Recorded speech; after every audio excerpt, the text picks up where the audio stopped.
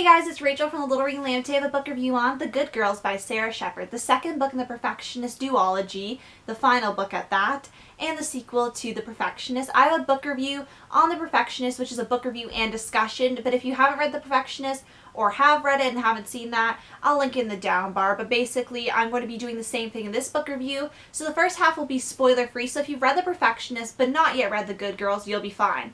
But when the spoilers come in, they will be about the Good Girls and some Perfectionist stuff because it carries through, obviously. And when spoilers come up, I will tell you guys so the ones that haven't read the books won't get spoiled.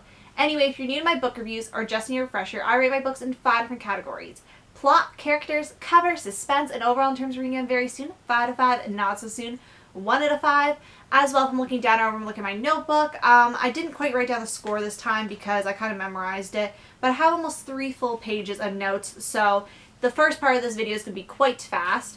Way more notes than I did when I first read The Perfectionist, but this book, it carries through. So after we find out in the end of Perfectionist, Mr. Granger has indeed been murdered, then, you know, it just carries through and you get to see what happens, how the whole thing unfolds, who really did kill Nolan, and all that jazz. And I saw, when I was halfway through reading this, I was on Twitter, and I follow Sara Shepard's Twitter account, and she retweeted something that said, "Oh my gosh, major twist." So I was reading it really wanting to know, and I started it Wednesday and finished it Wednesday, and I had 60 pages. I was really tired, but I was like, I need to read it. I need to know this twist.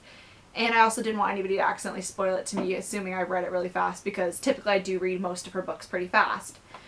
Anyway, so plot I give a 5 out of 5. That, at first I was going to give it a 4 out of 5, because the book was kind of slower at the beginning. Like, it was like, you don't really know who could do this, because you have people that hate each one of them pretty much, or like people that they don't really like each one of them, but then it's like who collectively would want to hurt them. And that was a very interesting dynamic, because you had so many suspects, but it's like, why would they do that to that girl and not that girl, and you know, all that jazz. And then you get midway through, and I started to clue in onto this big twist, and then it happens. I'm like, I'm giving it a 5, because it was so good, and it was completely unexpected. And if you've seen, well, I think that might spoil it a bit, but certain interviews I've heard about Pretty Little Liars, it's something about that. Maybe I'll write it in the description box at the bottom with a spoiler thing what I'm talking about, but basically it has to do with character building and stuff. But anyway, characters I give a 5 out of 5. I have to give the characters a 5 out of 5 because I absolutely love the characters. And even though at the beginning of The Perfectionist, I said this before, that a lot of them I find her characters always at the beginning fall under a certain category. Like we have the jock, the popular girl, the nerdy person, the musician, you know, all that jazz. But then like the characters get more dimensions and you really start to see them grow. And I found that the characters really evolved and you got to see even more of the character progression. Even the side characters I really liked. I found all the character stories were, like, they wrapped up very nicely in this book. But like they were brought full circle. It wasn't like their stories. Like they had a story together, finding out who killed Nolan, and then a story apart with themselves. And I found that was very well built and it ended on a satisfying note. The cover I give a 5 out of 5 as well. I actually really like these covers. They don't really remind me too much of the books. So the books are quite creepy, but you know, I really like just the color, the ice cream with the pink and the yellow font. I just find it's really pretty. And I really like how she has the cursive on the spines, because most of her books, especially the Pretty Little Liars series, always has a cursive on the spines. And I just find it makes it very pretty. And underneath this, I'm not going to take off the dust jacket, but pretty much it's just a pink hardback. And then it has, I believe it's like a gray, blue, teal colored letters. I forget what kind of letters it has. Anyway, suspense, I give it a 4.5 out of 5. At the beginning of reading this book, it was quite slow for me to get back into. I did reread The Perfectionist before jumping into this because I read it last October and I forgot quite a bit that happened. But I found the suspense was, at the beginning, it took a little while to get into it, but once you got into it, it kept going and going, and it was just really good. And of course, I give this book a 5 out of 5. I absolutely love this duology. I like that it's just 2 books this time. Like, I love the Pretty Little Liars series that's long, but I liked how this one was wrapped up shorter and I got to figure out the mystery, because Pretty Little Liars, literally, it was a mystery from when I was like 13 to 19, or 12 to 19, yeah. So it was nice that I could read this and not have too much of a gap waiting to solve parts of the mystery. And honestly, I'm not a very good mystery solver. Like, if you've watched some of my book reviews and the more mysterious books I've read, I'm rubbish at solving mysteries. Even watching TV shows like Veronica Mars or something, I could never solve the mystery hardly, like, ever. And my friend's like really good at it, so she'd be like, I know who it is. I'm like, don't tell me, but like I have no clue. But I like the twist. I kind of got the twist, but it's just like the ending is like, oh my gosh. If you've read the ending, you know what I'm talking about. It's like, really or really not.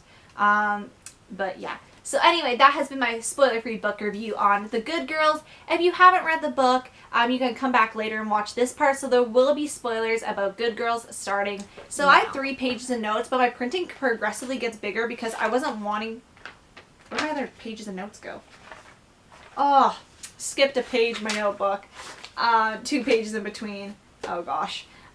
Anyway, basically I started writing bigger as I was writing because I was like trying to read and write at the same time. So I'm going to go through these pretty quick. And some of these have theories inside, but these are in chronological order. And some theories I might be like, oh, it's that person. And it wasn't really that person. And then I'm just going to discuss my overall feelings about the ending at the end of this note section. So my first note is I wonder who's going to be the next victim. So at the beginning of the book, when we had the prologue, we actually saw that not only was Nolan the one person on the list, but we had Parker's dad, Ashley, and what's her face? Claire, that's her name. Like other people on the list. I was really wondering who was going to be next. I was very suspicious of Alex even from the beginning because he seemed like one of the most calm characters, and usually it's the calm characters that go off the rafters in these books. And then Blake, who I kept calling Ben. I think I was, having a pretty large flashback because there's a character called Ben in that book. Blake, so I'm like, why'd he do what he did? And is Claire and Blake orchestrating? See what I did there? All the crimes, also Claire can have spot Juilliard, and the other girls are collateral damage. So Claire was very intent on getting Juilliard that she managed to screw over Mackenzie. And I was like, maybe it's her and Ben, like, her and Blake, like, orchestrating something. Like, they're trying to like, basically ruin Mackenzie's chances. Because Juilliard is a top school, and everyone wants to be perfect in Beacon Heights, I believe it's called. Beacon Hills? Beacon Heights? I always forget, but Beacon nonetheless. So I was thinking that. Then I have a quote, who hated them collectively? Julie fought, and that's exactly what I was thinking. I didn't like how Julie's mom just ripped on her. That was really bad. Like, and yeah, didn't like that. I said good for Carson. That was sweet how he's sticking up for Julie because, like, I thought it was going to be, like, another storyline where she was getting more bullied, I guess, which, did happen. But I really liked his character there. I really liked Caitlin and Jeremy. Though I'm suspicious of Jeremy, he has motive because his best friend was Taylor, who was Caitlin's brother, and he committed suicide because of Nolan's attempt. So I'm like, he does have motive, but I don't know why he'd screw over all the rest. But he was so detail-oriented about Caitlin. Like, he remembered a lot of stuff. And, like, not that that's, like, I get why, because some people just do remember facts, like, about people. Like, if somebody says something to them a while back, they can just recall it. But it was just like they were making it seem in the book like he knew so much more. Like, and he was very intent on listening and remembering every little detail about her. That was, like, motive. And I said, why is Josh aloof but so calm? I was very suspicious of Josh because he totally had a 180 from the beginning of the book. The beginning of the book, he was soccer-oriented. And he was kind of like... I'd say he had the typical, like, jock stereotype that you would see in films. Like, they're kind of, like... not like, I'm not saying this is a real stereotype, but what's portrayed in films and popular media is that, like, they don't have deep conversations, and that, which is not true, because at the end of the book he really goes 180 and he has more deep conversations and really appreciates life, like, just not life and soccer, like, together. Like, his soccer was his life, and then he just started appreciating life.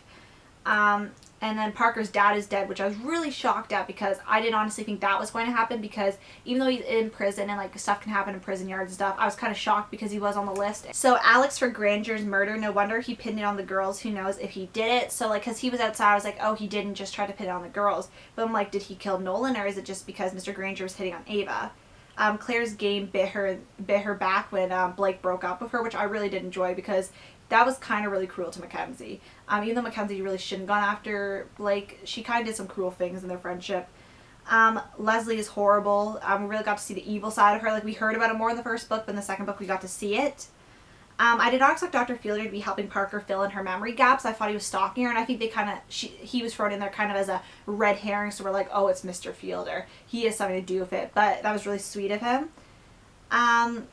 Jeremy is being very sketchy. He was acting quite sketchy. He'd get mad at the flip of a hat.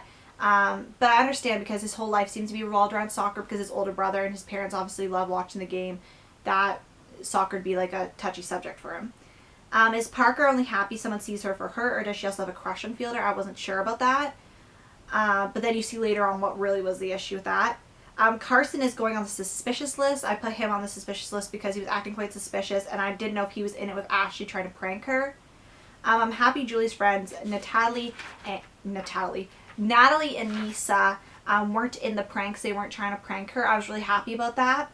I like how the girls are sticking together and becoming friends, because Pretty Little Liars, it took them quite a lot of books. I'd say like around at least the 8th book. After that, like the 9th book, they were more like close-knit friends. They were just more friends for necessity in the first 4 books, but they started sharing secrets and like being actually more like a friend united group instead of this. But I like how these girls are becoming friends because of the situation, they're actually becoming like good pals. I believe Alex's confession. I believed what he confessed to Ava. Ashley's death was very freaky, and Julie getting rid of Ashley's body was an OMG moment, because I was like, what? And it's interesting how the girls are turning on one another then. Like, they started turning on one another.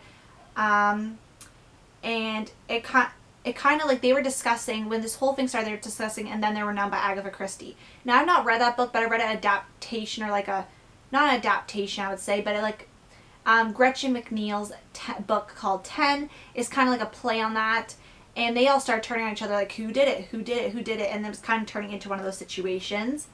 What if Taylor's death was a suicide and Jeremy killed him? I was just putting some speculation out there. I didn't really believe that, but I just want to write stuff down because I'm really bad at solving mysteries. And what if I got that? Because I knew it was a twist, and I was like, what if that's a twist? This is getting freaky. Leslie's death too.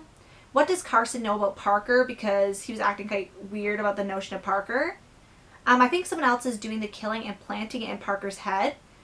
So like kind of like maybe Fielder, like he's like, oh, you're doing, I don't know, because he knows a lot about the brain. Psychologists know a lot.